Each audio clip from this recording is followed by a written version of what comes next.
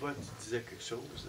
Non, mais je disais, comme moi, il y a 2 semaines, j'ai perdu mon frère comme ça qui est mort. Mais moi, j'étais ici. Puis je pouvais pas aller à. Puis c'est ma conjointe des 7 dernières années qui l'a connu, mais pas vraiment comme moi, tu sais, qui a tout vécu mais toute la mort à l'hôpital. Puis, tu sais, puis là, ben, on dirait qu'il revient, puis il part, puis oh, puis il a l'air aller mieux, puis il va s'en sortir, puis on part. Puis dans le lendemain, il est fini, il respire quasiment plus, puis le moment donné, on vient qu'il meurt. Puis là, mais là, les funérailles, mais ça coûte une fortune, là. On meurt pas, puis on t'enterre comme une petite croix. Je veux dire, si tu veux de quoi que moindrement un petit peu du bon sens, on s'entend que c'est 10 000 à 15 000 là, pour avoir un funérail qui... Mais tout ça, je trouvais que c'était dur, tu sais, d'être ici, puis de pas pouvoir participer à ça, que ce soit ma femme qui s'occupe de ça, qui prenne comme ma place. Puis comme vous avez dit, lui, il a comme donné... mon frère, il a comme donné son...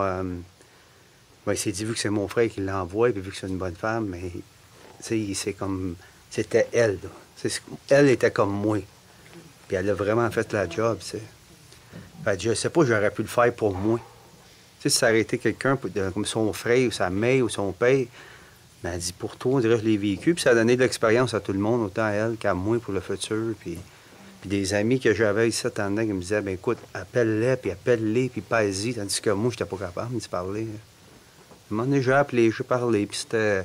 Puis plus je parlais, on dirait que mieux que ça allait. Là, je disais au gars, les gars me demandaient, puis comment est-ce qu'il va, ton frère? Ah, il va bien, je sais pas qu'est-ce qui se passe. Ils l'ont retourné chez eux. Ah, ouais, ouais, là, ben après, ben là, il est revenu au palliatif. Ah, ouais, il est retourné chez eux. Jusqu'à un moment donné, je lui ai dit, ben là, il est mort. On croyait toujours qu'à un moment donné, il était pour s'en sortir. On dirait qu'il mourrait pas. Tu sais? C'est ça. Ça me fait penser à ça. C'est arrivé la semaine passée. Il y a 2 semaines environ. Ouais. La chance qu'on avait, nous autres, c'est que la femme, l'infirmière qui était là aux soins palliatifs, avait été école avec ma femme.